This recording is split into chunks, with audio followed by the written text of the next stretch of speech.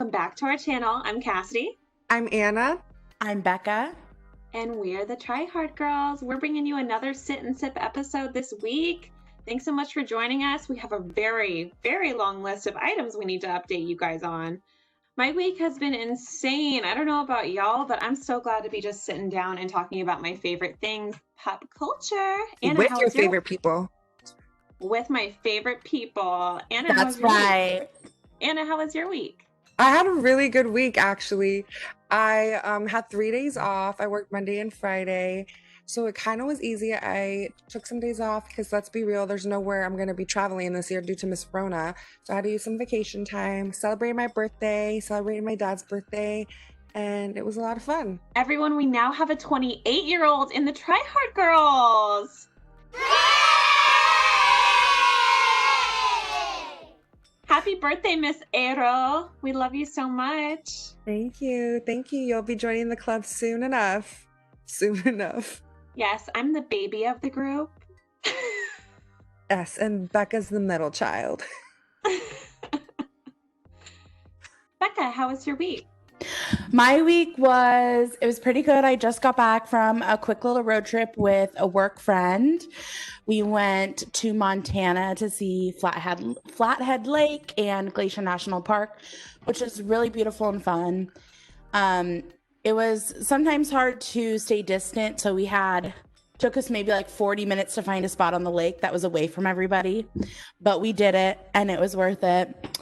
And it was also my first trip with my pup, Brady, and he did so good. So I was super proud of him. But other than that, it's just been getting back to, life. Today was my first meeting back to work, and it is going to be a year, although I'm sure everyone else already knows that.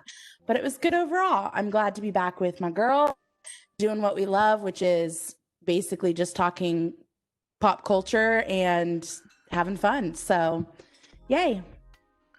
I love that for you. Also, we need to go on a road trip, all three of us, a KBA road trip. I know we go to Portland and stuff, but we've never done anything. I have been saying this for how long, girls? That's right. I will say I'm not the biggest fan of camping.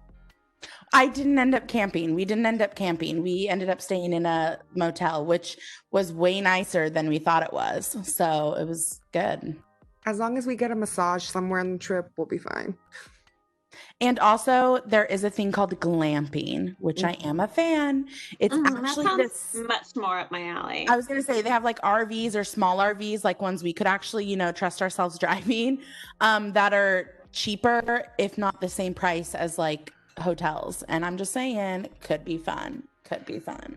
And we could always do Airbnbs too, so we can do our own cooking there at the Airbnb. And speaking of cooking, yes, and speaking of cooking, Selena Gomez has a few new things up her sleeve that she's just blessing us with. One of which is a short little fun, I don't think it's a full TV episode, so to say, but mini-sode of Selena learning to cook, and she is self-proclaimed a horrible cooker, or horrible chef, I should say, I guess. And she is teamed up with HBO and some of the world's best chefs to learn how to cook, and it looks very good. I know an episode's already been out, and 4. I need to. Oh, really? 4? See, and I need to get on it and watch it. But girl's been booked and busy, so I will be on that. But on top of that, something I am super excited for is Selena Gomez is executive producing a new movie with her old co-star. Here, get ready, Nostalgia Corner. If y'all remember that, you're a true fan. Real. David Henry, her co-star from The Wizards of Waverly Place, her older brother. He is the director of a new movie called This Is the Year. Hey, tryhards, Becca here from editing. I just want to step in real quick. In this part about Selena and David's new movie was filmed prior to the release of the movie. And so because of the technical difficulties of getting this audio This part has already happened. The movie is already out. We hope that you went and saw it. Super cute movie and definitely a feel-good movie. So, okay, back to the show. And it is going to be a lot different than most movies and premieres, as it's going to be the first movie premiere that is all digital and you can buy a ticket to it. And girls, I'm buying a ticket to it. It is $11.99 and you can buy it on thisistheyear.film.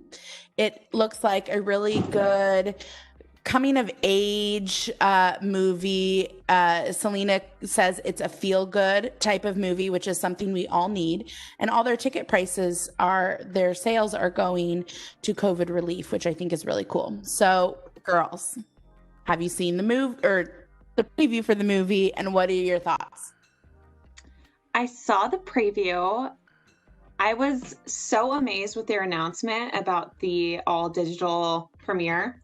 I thought it's such a good idea. No one has done this yet. In fact, a lot of movies have been postponing their release dates because, movie theaters are not open. But I think this is a great option. They're selling tickets. They're going to make a ton of money. I mean, we all know everyone loved Wizards of Waverly Place, and it's kind of like a nostalgia corner moment. Another thing, marketing-wise, that I thought is so genius is that Charlie and Dixie D'Amelio are hosting it, who are like two of the biggest TikTok stars. I mean, so brilliant. It's so brilliant. They're reaching such a young generation in this movie. Looks like a young road trip, like we were talking about. Feel good movie, and I'm really excited for it. I did not see the trailer. Oh my god, I know I'm a horrible fan.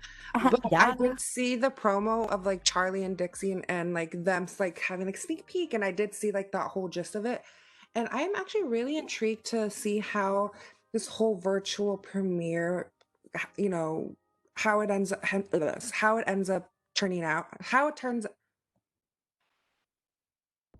can't speak.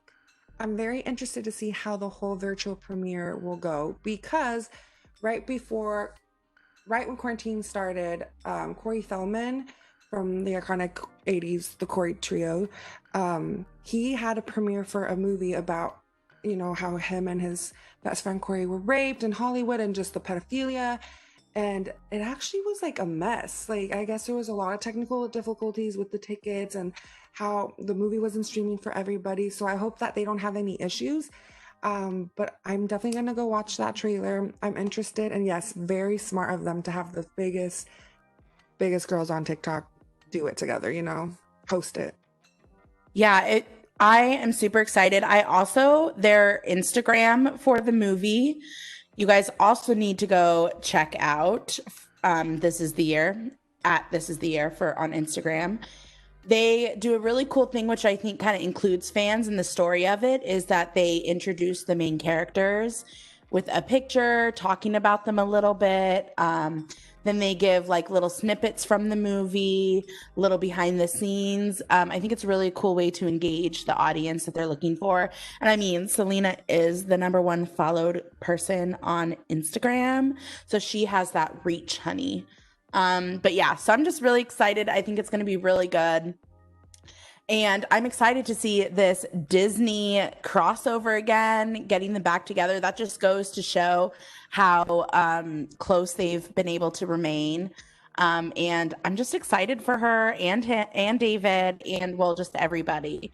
But from one Disney star to another, have you guys watched the Miley interview on the Call Her Daddy podcast? And have you listened to the new song? Girl, listened a million times. I'm obsessed. I like how you ask when you already know the answer, but obviously you have to ask for the viewers. I totally get that because, girl, we were talking about it. Love the song. #2, I don't listen to Call Her Daddy, but like a lot of guy friends and people like, have you listened to Call Her Daddy? I'm like, no. What's a guck guck? I don't know what that means. A gluck gluck, whatever, 3,000. But now I do because I was told, and I'm kind of intrigued to listen. But like, I loved it. It was so raw and real. And like, I know you guys probably feel the same. Like, I already love Miley as it is. But this interview, she's always been very outspoken and free and tells us how tells the truth and how it is. And I just love how open she was with us. And honestly, one of her best interviews she's ever done. Honestly, I think Alex was expecting her to talk much more about sex stuff because that's like one component of the Call Her Daddy brand. And every time Alex asked Miley a sex question, what's your favorite sex toy? What's your favorite position? Miley would totally turn it on its head and like say something completely like not responding to the question, but going kind of deeper into her feelings. But And almost answering it at the same time. Like she would answer like it, but in a different way. Yeah. Yeah. I guess. Oh, I agree. I guess, yeah. I did notice that too, but I feel like she knows people think she's like over sexualized. I don't know. I did notice that, but I like how she talks about her obsession with like penises. Yes, and how it's the art of the dildo versus actually using the dildo. Yeah. Yeah, I know that interview was so good. I feel like she also touched on a lot of things, aka she did not lose it to the Joe bro. Just saying. No. So I mean, it was really cool to kind of like listen to, you know, obviously we grew up with her, so all of these things we see in the magazines, and now she's like spilling secrets about it. And yeah, I just really enjoyed the interview a lot. I was obsessed. She also really shed a lot of light about what her song was about, which I appreciated because I read some articles after I listened to the podcast and everyone was kind of getting it wrong. Like she expressed that a lot of the inspiration for her song was in rebuttal to the paparazzi who made her life a living hell after her breakup. And just also making it known that like, yeah, she can like a girl, she can like a guy, it's her preference and fuck off. Yeah, totally. And her part where she said there's not a song for people who like her, like boys, girls, whoever, and to be able to switch up that chorus part where she was talking about the formula for pop music. I thought it was really intriguing because of course there is, you know, you got to have the hook and the chorus that's similar so everyone knows the lyrics, so you're drinking at the, you know, at the concert and you could still sing along. I really liked her insight on that and how she switches it from she to he on the choruses, which I really appreciate because it's true. There's not that representation in music, and you know, women who like women hearing a she and she, I think it's the right direction. It was really cool. Yeah, I'm so here for new Miley songs. It just makes my week, my day, my year. I love her so much. Can't wait for the tour. You guys know we're going to be there and we're going to be doing cheer moves and trying to get her attention. 100%. If y'all did not already know, we are Miley stans. You could also think of the tryhards as a Miley stan account. So if you don't like Miley, you don't need to listen because we will continue to talk about her. Miley account, Gaga account, Selena account, Nicki Minaj account, everyone. Sweetie account. So Weedy is our newest stanhood. Oh my God. Quick little blurb on there. If you guys don't know her, you need to go watch every interview with her on YouTube. Cassie and I have fallen in love with her. She is so cute. Like, she is the definition of sweet. That's all I'm going to say about that. But there is some uproar right now in the music community with a few people who are involved. Obviously, we love Megan Thee Stallion. She's another really big up-and-coming artist who we love. Wap, wap, wap. A few weeks ago, she was in a altercation of sorts. She was shot in her foot and had to be taken to the hospital. It was the same evening that she was hanging out with Kylie Jenner and Tory Lanez. There has been a lot of speculation about what happened, who shot her. You know, everyone is saying different stories. And I, in fact, thought that Tory Lanez did not shoot Megan Thee Stallion because that's what I was reading in articles. In fact, a few nights ago, Megan Thee Stallion went on her Instagram Live and told the story straight. She said that Tory shot her and that his publicist, PR firm, is taking the story and mixing it up and not telling the truth. That's such bullshit. We are not here for Tory. No, and like Megan, I mean, she's been through a lot past that. I mean, can you imagine getting shot in the foot? No, and also I don't understand. I mean, I get it. I live in a very different world, but surrounding yourself with people that could even get you in that situation, I'm sorry, but that's a no for me. Yeah. I don't really know much about him.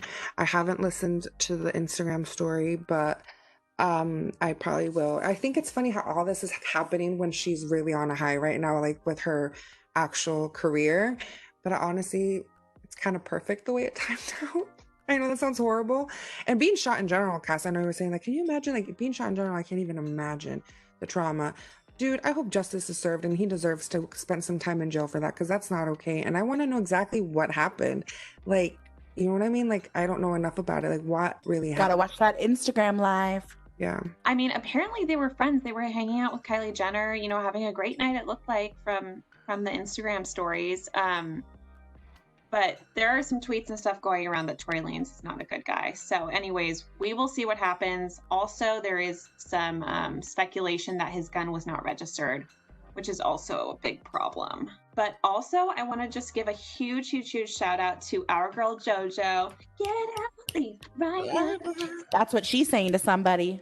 Yeah, she's telling Tory Lanez to get the out, and JoJo is kicking him right off her album. Apparently he was featured in one of her songs, and she's given him the axe, because if you mess with other female artists, boy, bye. We don't want to see you anymore. Get out, leave right now, Tory Lanez. Bye. It's the end of you and me. That's right. Women supporting women, honey. And we So proud of love her. JoJo. Let's add that JoJo stan also here. Speaking of the end, but unfortunately we did not get an ending that we wanted on this next update. So as we spoke about in some previous episodes, the Free Britney movement has been huge in the pop culture community and for the Britney army. Unfortunately, the court decided on the 18th that nothing was going to change in order around her conservatorship. So her dad's still in control, unfortunately. Nothing's going to change as of now, and the next court hearing will be in February. You know what's interesting? You know who went to the court hearing and was outside? Her ex-husband, the one that was literally married to her for 5 hours. Her hometown, Brandon, was it Brandon? Oh, her hometown hottie. The one that she married in Vegas. Oh, my. Yeah. interesting. Yeah, and he even said that he was in contact with her for the last 3 months. And like, I saw how it was when I was with her for a little bit. He's like, I've kind of seen the Britney management and how they work, and she needs out. And he's like, I've talked to her the last 3 months. She needs out. And I was like, is he just doing this for like clout or like? Yeah. You know, that's really interesting. I did not hear that. And oh, that's so hard, because now that you said, oh, is he just doing this for clout? Like, yeah, you know, like now I'm making me second guess. At first I'm thinking, oh my gosh, here's someone who has known her through her adult and a little bit of like teenage years. Granted, they weren't married long or anything, and he's here speaking for her and stuff. Does make me second guess, because he's been off the radar what his motives are. As long as it's in the direction of helping Britney, I'm gonna be cheersing for that. It's interesting because she also came out on Instagram and she was in support with having the temporary, I forget her name, but who her dad assigned during his health to look over her conservatorship. She was wanting to keep her as her permanent conservatorship versus her dad. So it's interesting. I wonder why they chose to keep Jamie as her kind of conservator. I mean, like, listen to the girl, you know? She's a grown ass woman. Well, I hope that the Britney Army can compile some evidence and some documentation from this hearing, because I am also very curious. And February is a long time out, you guys. I just feel so awful for her. I just want her to have a happy, good life. And I mean, we need some details. We need some reasons why this is the way it is. There is some other court hearings that have been happening for a long time. Does anyone know about the college admissions scandal? Well, what? I've never heard. Varsity Blues? Yes. But by the way, that is such a good name for it. I'm just going to say that. That was so iconic. Dude, yes. But Lori Loughlin and Massimo have been sentenced. It was so crazy. It happened today. I got a notification. I was like, fuck yes. So just to give you reference, Felicity Huffman, who was also involved, got 14 days in prison, had to pay a $30,000 fine, and then 365 days or something like that of community service. But that was So- because she said she was guilty from the beginning. Yep, she said that she was guilty, and you know what? It pays to be honest. Let me tell you what the sentencing was for these two folks.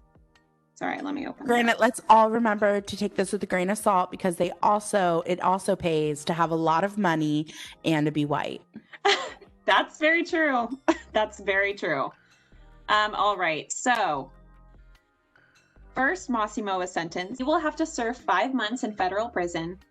And as a part of his sentence, he will also have to pay $250,000. That's $220,000 more than Felicity Huffman has to pay, and serve 250 hours of community service. All right, and Anna, you said that you have the Laurie update. Yeah, so Laurie is sentenced to 2 months behind bars and $150,000 fine and 2 years probation, along with performing 100 hours of community service, which is literally nothing compared to her husband, but it's interesting. Did they say what the difference was between the two? Because from my understanding, Laurie was more involved than he was. That's what I thought too.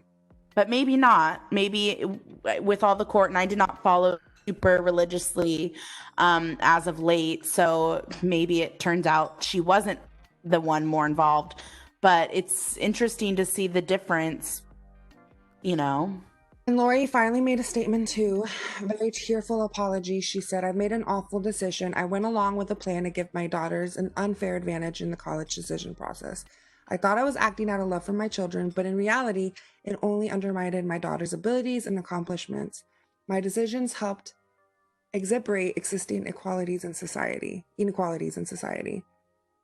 She goes, "I believe in God and I believe in redemption, and I will do everything in my power to redeem myself and do good and give back for the rest of my life. I am truly, profoundly, and deeply sorry." So that's a little subtle dig at her own hubby there when she says, "I chose to go along with." So I guess from what I take is that she's insinuating that it was his plan. Maybe she just executed it and I don't know. That's what I get from that first sentence. Oh, and he also made a statement. It's way shorter. "I deeply regret the harm that my actions have caused my daughters, my wife, and others. I take full responsibility for my conduct.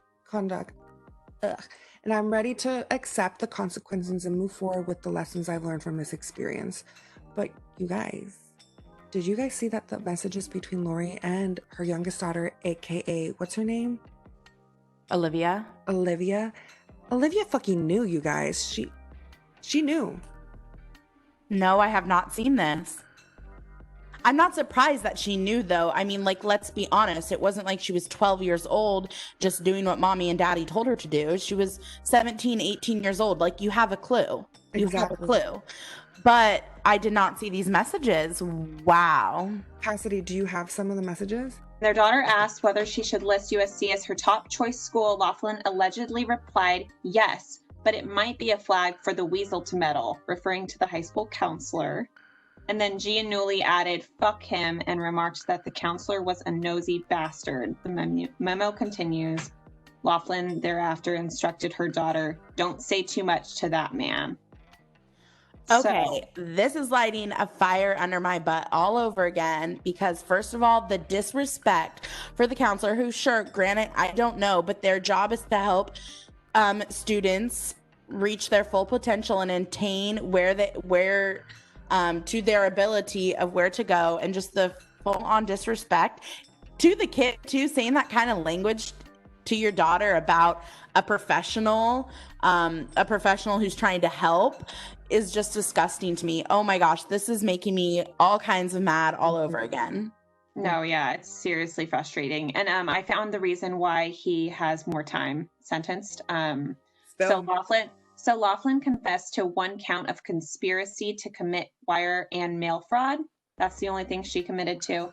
Giannulli pled guilty to 1 count of conspiracy to commit wire and mail fraud, which is what she said, and 1 count of honest services, wire, and mail fraud. So he has another count under his belt, which is why he's sentenced longer. And it sounds like in the statements that he's, whether or not it was true, he's taking the fall of being the one behind the idea of it all as well.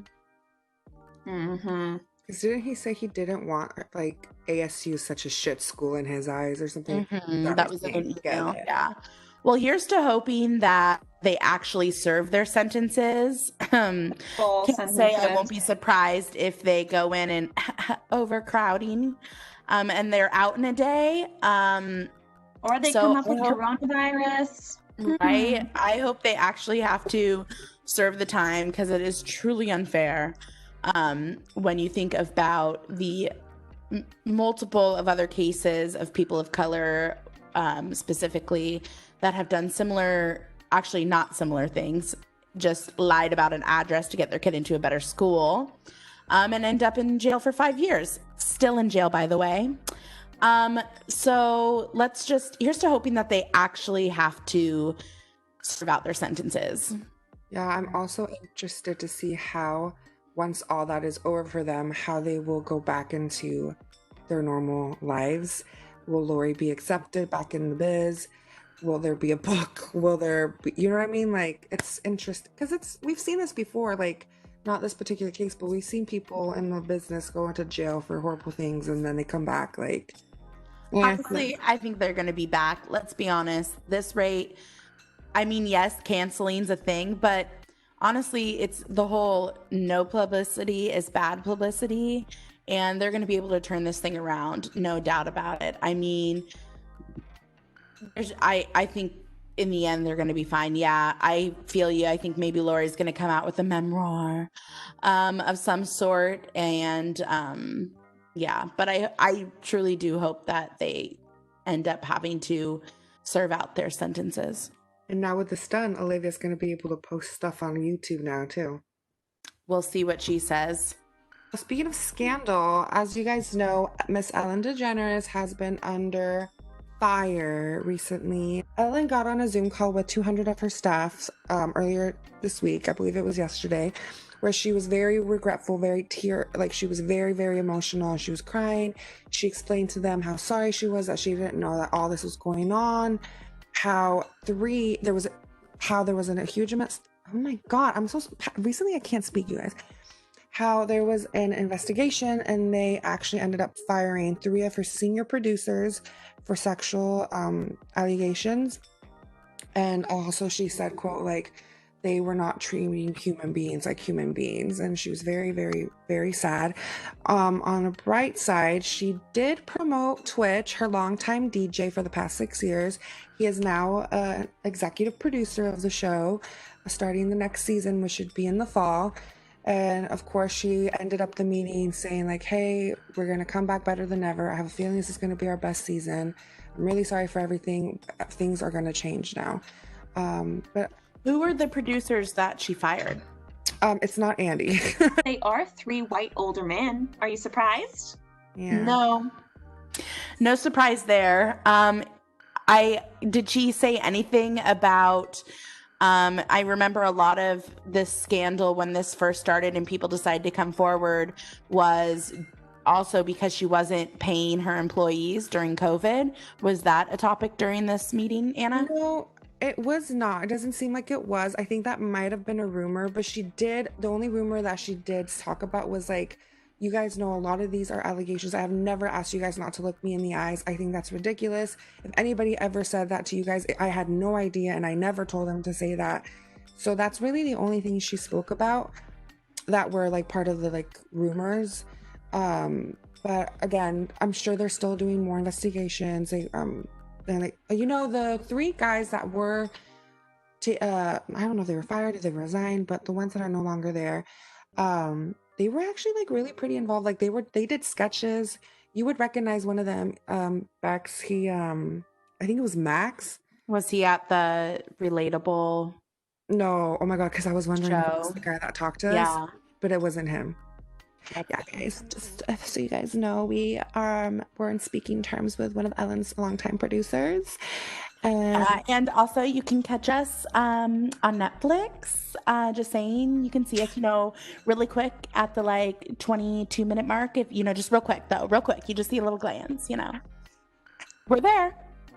Yes. But yeah, I love Ellen. We love Ellen. Like when I heard this, I was really, really distraught. My mom like is such a like hardcore stan. So like my family was like, oh my God, how do we feel about this? But I mean, obviously I believe a lot of what people are saying. It's so hard because just like you, I love Ellen. Obviously we went to the show, you know, all this kind of stuff. It was really hard to hear it, but it's still hard for me because I feel like where there's smoke, there's fire. And a lot of guests who have gone on that aren't celebrities, and a few that are, also came out during this time to talk about their unpleasant meetings with Ellen. And I know one huge one is the Nikki tutorials that really popped off about her experience there.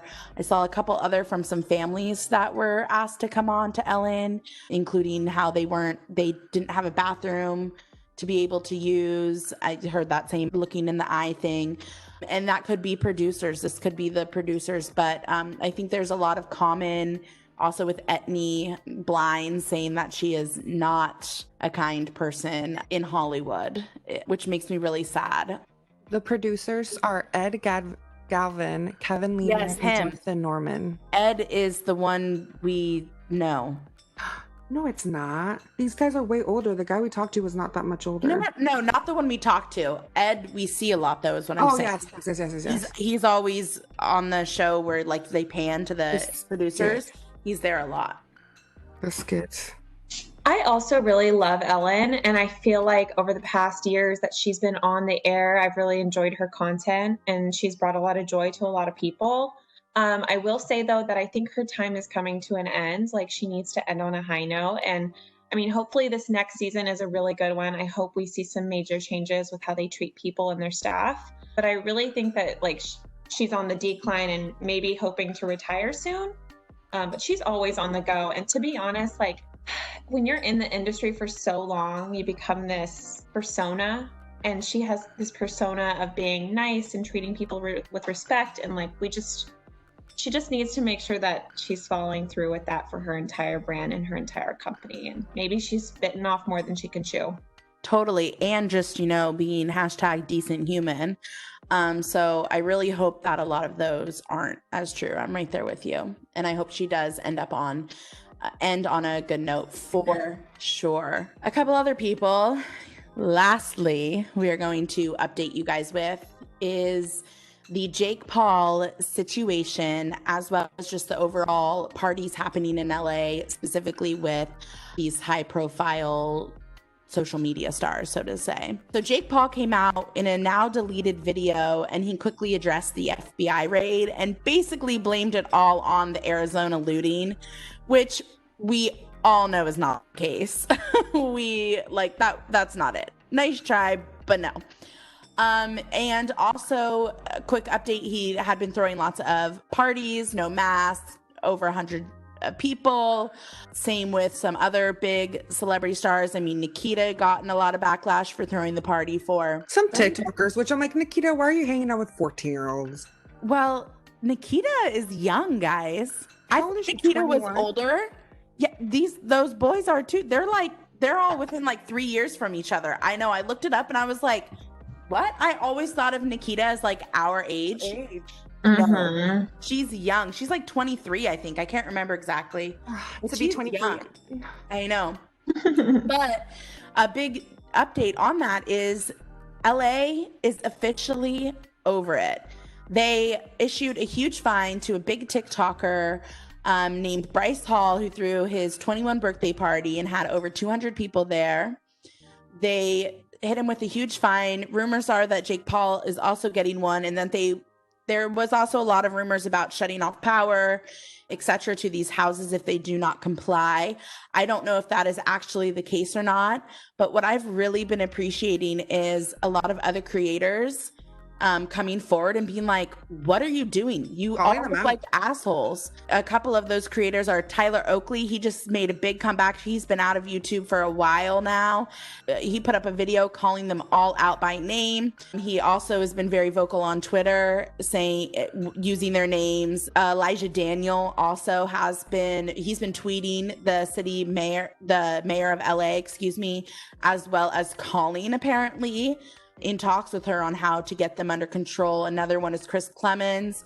He's been very vocal about it. He's been very vocal from the beginning too, just about other influencers who are just going to hang out, in groups of 15 or whatever it may be, about how irresponsible it is, as these are people with huge platforms and viewers that look up to him. So I just really appreciate the accountability within their own community. But that is the update with Jake Paul and these other social media stars that are getting themselves into trouble. I think that it's one thing to be safe, practice social distancing with a small group of people if you want to celebrate something. It's another thing to completely just like toss it off to the side and say like give a big fuck you to all the rules and regulations that a lot of people have spent a lot of time on to make sure everyone is staying safe. And just to everyone who has lost somebody or knows someone who is sick and it was hard for them. I mean, it's a big F you just to, other humans that have had to deal with this in real ways or lost their job because of it, even above that. Like you said before, Bex, money gives people a weird sense of power that they think they're superhuman. It's very interesting. Yes, definitely. This episode was definitely a lot of updates. And just so you know, we will continue to update you guys as any of our stories continue to unfold. But we're so happy we were able to get in this quick little sit and sip here. I know it's some of our favorites and we say it all the time to record. So we are excited to bring you another one. And with that, I guess it's time to sign off. So thank you everybody for listening. Make sure you follow us everywhere at the Try Hard Girls, Instagram, TikTok, Twitter, YouTube, Spotify, Apple. The list goes on. So get up on there. We are going to be posting a lot more on Instagram. And so we hope that you follow along for the ride. Make sure you also follow us on our personals at McFarbeck, at Cass Kardash, at A Caroline 19. And with that, the tryhards are